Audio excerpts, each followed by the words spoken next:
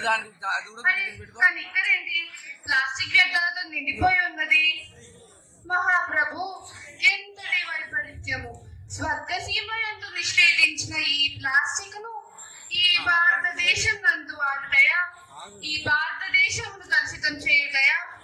అయ్యారే, ఈ పవిత్ర భూమి యందు ప్లాస్టిక్ ను పారవేసినారే దేవదేవా! ప్లాస్టిక్ భూమిలో పారవేసిన అది విచ్ఛిన్నమవునా?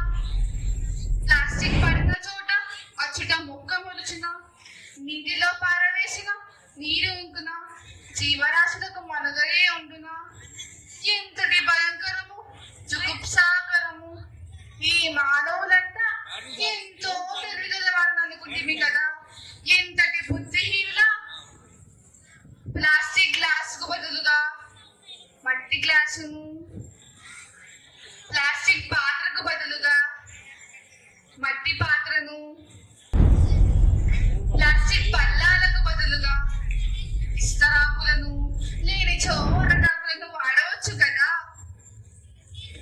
వారి పంటలతో విలసిల్లాల్సిన ఈ భరతఖండం ప్లాస్టిక్ వ్యర్థాలతో కళావిహీనమైనది కదా. హతోస్మి! అయ్యో గణనాథ, నీవు కూడా ప్లాస్టిక్ మయమైపోయినావా? దేవుళ్ళని కూడా విడిచిపెట్టారా ఈ మానవులు?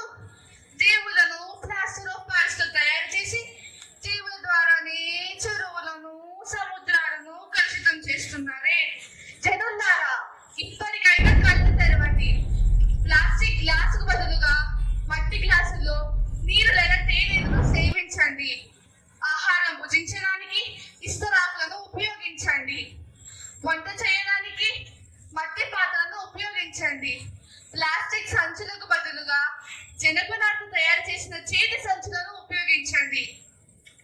మట్టితో తయారు చేసిన దేవుళ్లను భక్తితో పూజించండి. ఇలా చేసిన ఎడల ఈ భారతదేశం